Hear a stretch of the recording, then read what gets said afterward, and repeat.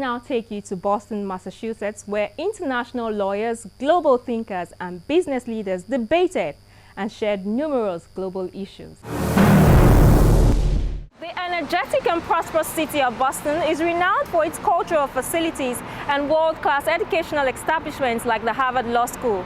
This city, which is also renowned for being at the forefront of American history, was described by many participants as a fitting and inspiring setting for the 2013 annual conference of the International Bar Association. Right in the heart of Boston's historic Back Bay neighborhood is this building behind me, the Heinz Convention Center, where about 6,000 lawyers met for the 6-day global event. Here are some of the highlights from the event.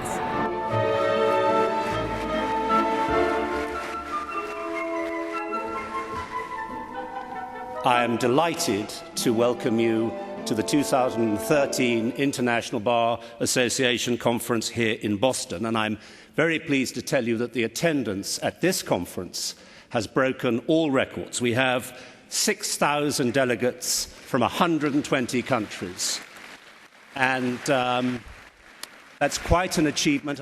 Now, Boston has always been a city that represents strong values. It was the crucible of the American Revolution, and the role that this city played in the history of the United States reminds us of fighting for important rights and freedoms. In 1773, the townspeople of Boston were incensed by a decision of the English Parliament that taxed tea exclusively imported here by the East India Company. I have to say, as an antitrust lawyer, this is the mess you get into when you try and enforce a monopoly. In protest, they dumped 350 chests of tea into Boston Harbor because they wanted the right to vote for those in the Parliament who imposed the taxes. And the slogan, "No taxation without representation," has been a slogan of parliamentary democracy ever since. After 9/11 Former United States Secretary of State Madeleine Albright delivered the keynote address at the opening ceremony of the conference. One of the key issues she talked about was terrorism. My worst day as Secretary of State came 15 years ago on August 7, 1998, when terrorist explosions struck the American embassies in Kenya and Tanzania, killing hundreds of people. Within matters of days, we had captured several suspects who led us to believe that Osama bin Laden was behind the attacks. The question for us was whether to consider this a law enforcement matter demanding a judicial response or a military attack in which the use of armed force was justified. We decided it was both. We went ahead and prosecuted the conspirators we had in custody. But we also launched a cruise missile strike at terrorist training camps in Afghanistan, failing to hit bin Laden, we think, by only a matter of hours. At the same time, we sought international help in identifying and freezing terrorist funds, and we used a combination of law enforcement and intelligence to try to prevent further attacks. After 9/11 and in the years since, the threat posed by violent extremist groups has been a subject of urgent global concern, which some perceive in wholly religious terms. But this confrontation is not about beliefs, it's about behavior. The law does not care what people think, the law cares what people do. And when terrorists fly airplanes into buildings or blow up a subway train or plant explosives in the middle of a crowd during the Boston Marathon, they're trying to destroy the very idea of law. We cannot let them succeed.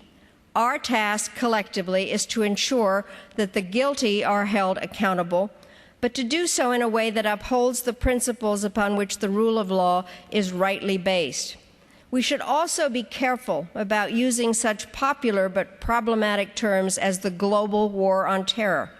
I say this because it's hard to wage war against a noun, and because terrorists want nothing more than to be considered warriors when in fact they are murderers, and I, for one, do not wish to do them any favors. It's difficult for me to accept. Governor Babatunde Fashola of Lagos State was also one of the speakers at the conference. At the reception of the Nigerian lawyers, The governor challenged the delegates to speak out and tell more good stories about the country. He also felt that the time was ripe for Nigeria to bid to host the IBA. I will be having a quiet word in the ear of the President about the options that I believe are open to us in terms of facilities, in terms of all of the necessary prerequisites for hosting the conference. Nigeria is ready and able to do so. I have said before that Lagos will be willing to host, but indeed we will support any other state that bids to host.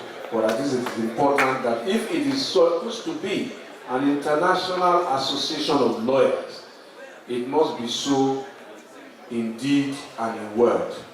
And if you look at global associations, they're moving tournaments, championships across the world in order to make it truly representative of the planet.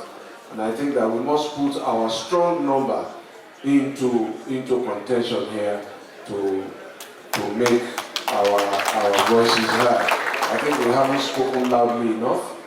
And those who know the inner workings of the mechanisms for hosting should confer with the President and his executive and let us know what really it takes to put forward a strong bid to host in the very near term.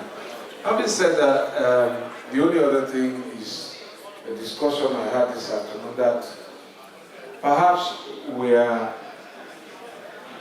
not telling enough of our own stories. And the more we pass the buck, the more it will not be told. And it was a meeting that I had with some of my colleagues this afternoon. We decided that informally and formally, we are going to start having a week of good news and a month of good news. And hopefully we will have a year of good news and many more years of good news. What session of the conference has impacted on you the most, and what is the leadership of the NBA taking back to Nigeria to develop our justice system? Well, what is leadership? You know, start from what the leadership of NBA is taking back. In addition to enjoying the sessions, we have also been studying very closely the way the IBA conferences are organized. Of course, you have seen that it's a hugely successful conference, very well organized. And so what we do at these conferences is watch the way things are done, take home what we can take home to improve on our own organizational skills back home. I have been particular about those sessions that deals with my area, which is litigation. And whichever way you look at it, you try to improve on what you already have. And the essence is that when you come, you look at what you have, you look at how far you have gone, and you look at what is the way forward with the view to improving yourself, improving the profession, and seeing in what way it can contribute to your national development. I went to one of the sessions, for instance, on law firm management, on how to promote lawyers to make sure that you develop your practice, what to look for, career development. That's definitely one thing that I'm taking back and putting back into my practice to ensure that the younger ones know that there's a future for them in the profession. I went to another session on mentoring, especially mentoring women lawyers, enabling them to grow. That's something else that I'm going to take away. But in every single session, there was something new, either in terms of practice or procedure that one learned. Is Nigeria ready to host the IBA conference? I don't think personally that Nigeria is ready to host the IBA conference. It takes much more than a large venue. It takes breakout sessions. We need to have those facilities. We have the facility for maybe holding a plenary session, but I'm not sure we have the facility to hold 40 simultaneous sessions that can take 100 people all at the same time.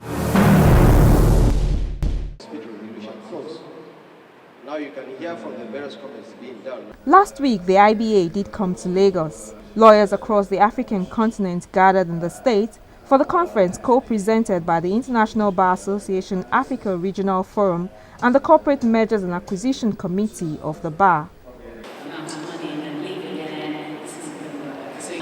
The forum recognizes that the African continent has gradually become a business destination that is being wooed and courted globally for foreign investment. Governor Babatunde Fashola declared the conference open. Somebody asked me, why an IBA MLA conference in Lagos? And I said to him, why not? Why not? When reported transactions in Nigeria have grown by 379% from 37 deals, a total of $7.415 billion, over 29 deals, and $1.548 billion in the preceding year.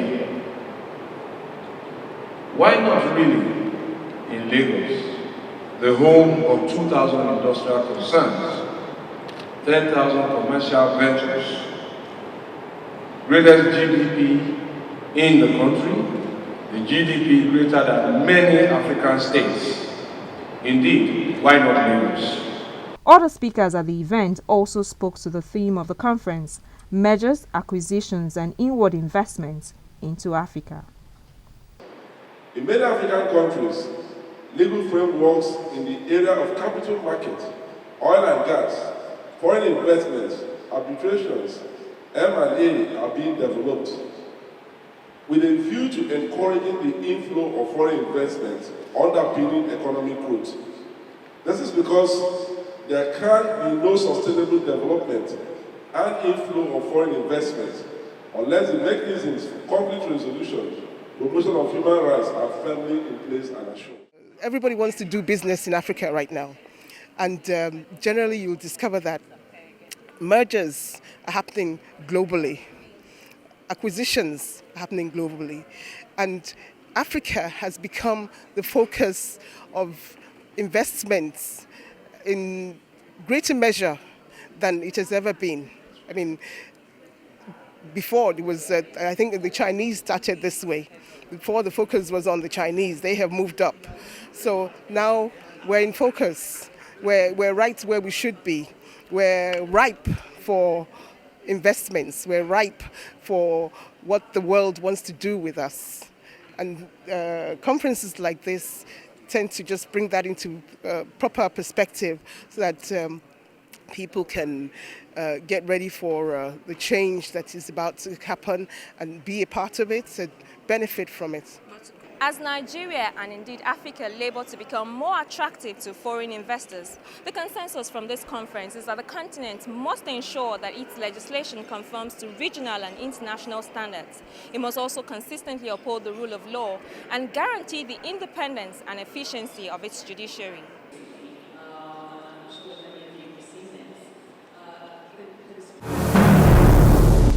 That is the program this week. You can watch it again by logging into youtube.com/channelsweb.